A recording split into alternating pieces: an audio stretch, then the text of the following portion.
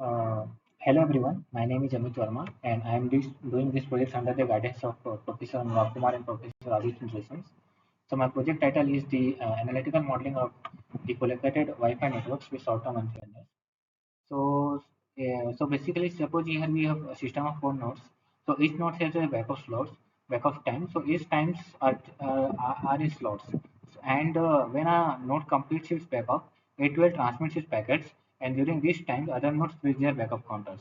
After this, after the successful transmission, after the transmission, the node that has been transmitted will sample the new backups, and other nodes will continue their backup time, and if two or more nodes complete their backup at the same times, there will be a collisions, and this collision time depends on the times of the RTS and CTS packets.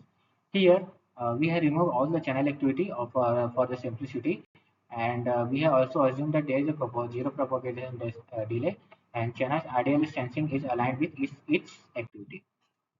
So if you see there are four nodes, and let us denote the AIT with the number of attempts by node I in 0 to T, and CIT be the number of collisions of attempts by node I in 0 to T. So we define beta I. So beta is the attempt rate of the node I in backup time, and gamma I as the collision probability of node I attempts. So by symmetry and by homogeneity, all nodes will achieve the same values of beta and gamma. So so here is a decoupling approximation. So this is from the research paper of Professor Ram Kumar, where you see that gamma depends on beta and beta depends on gamma. So the key modeling assumption is that node attempts processor Bernoulli and independent. So on the right, you see that we have plotted the collision probability versus number of nodes. So this fixed point approximation matches with the simulation results. This means this approximation is very good for standard parameters. So here we have said B not equal to 16 slot. This means that the initial contention window from which the backup is has been sampled is has the mean B naught, and BK means that when a node collide, each node's backup stage increase by one. So basically, if a node previously if node is in backup stage k minus one, k minus one, so the contention window mean has been bk minus one.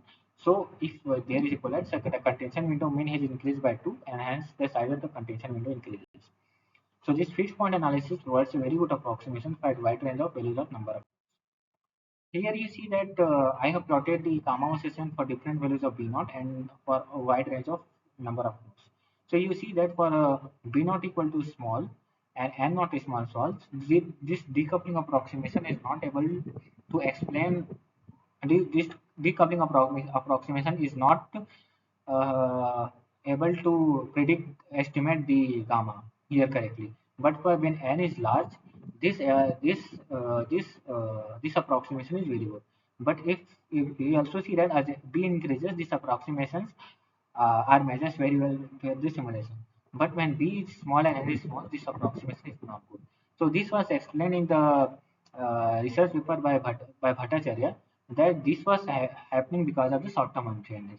So the short-term unfairness is a phenomenon in which one of the node will continuously accessing the channels while other nodes remains in the large backup.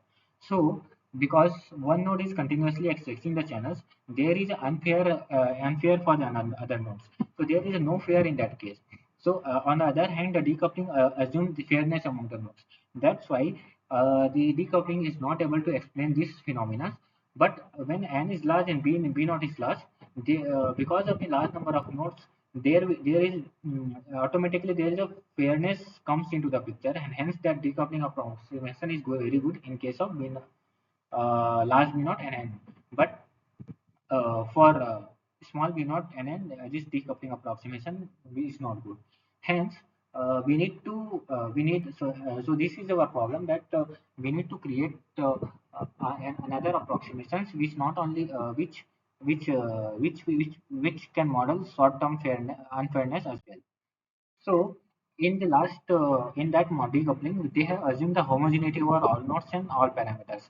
Like they have assumed homogeneity over all k. So here we have plotted the gamma k versus k. So here you see that for n equal to 2, there is a large deviation from overall gamma. So this dash line is the overall gamma and the solid line is the gamma k.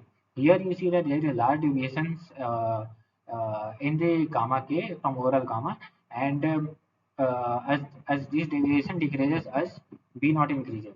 And on the other hand, if n is equal to 10, for b not equal to, there is a deviation, but this deviation decreases. And you see that for b not equal to 16, 12, 14, the gamma k versus k are very close to overall gamma. And hence we can see that why this for large values of b, this decoupling is good. But for n equal to 2, you see this is a very bad.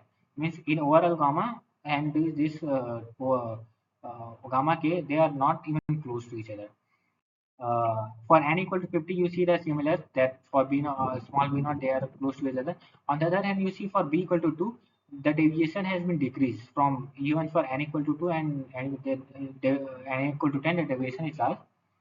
But for n equal to 2, the deviation is not that much large. So from here we can conclude that for large n, the gamma k is approximately same for overall gamma, but for a small v naught and n naught, the gamma k is highly deviated from the overall gamma. And hence if we consider the heterogeneous case, we can explain the short-term unfairness as well. So here we have calculated the stationary probability of a node being a stage k. So pi k is the stationary probability of a node being a stage k. So here are four different types of pi's. One is the pi k gamma 0 to gamma k minus 1. So we are here pi k, this is from the original decoupling approximation, and pi k gamma 0 to gamma k minus 1. This is derived from the Riemann-Roch theorem, considering gamma 0 to gamma k minus 1. So this depends on the collision probability condition on stage k. So here we have plotted the four different types of pi. First is the pi k gamma to gamma k minus 1. Another one is the pi k FP and pi k simulation and pi k FP where gamma obtained from simulation. We see that all of them are matches very well for n equal to 50 and b not equal to 2.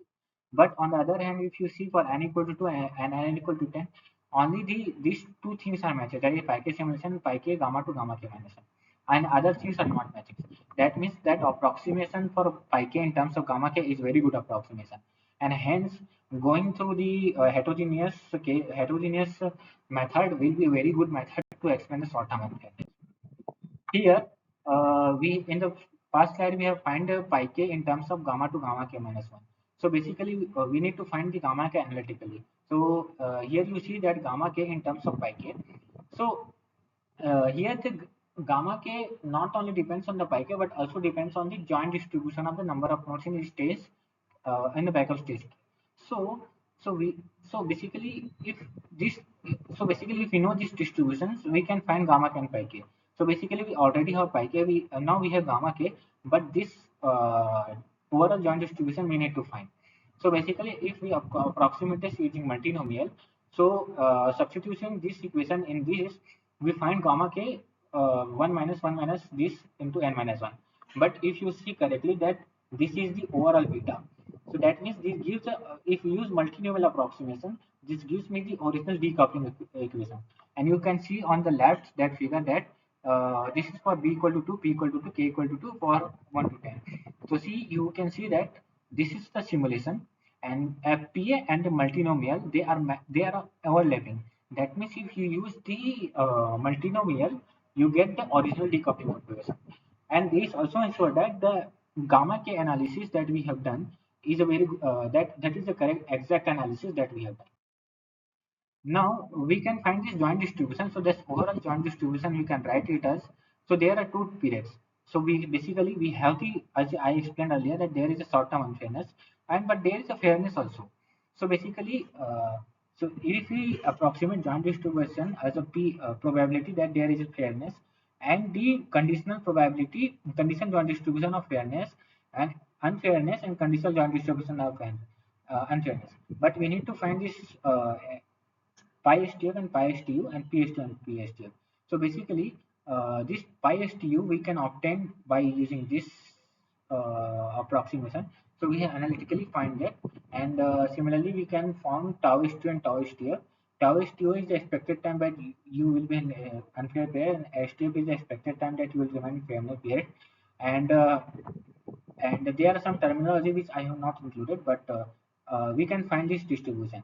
And also you can find the overall throughput by using this equation, and you find that the overall joint distribution, so basically we have find dB is the total variation distance.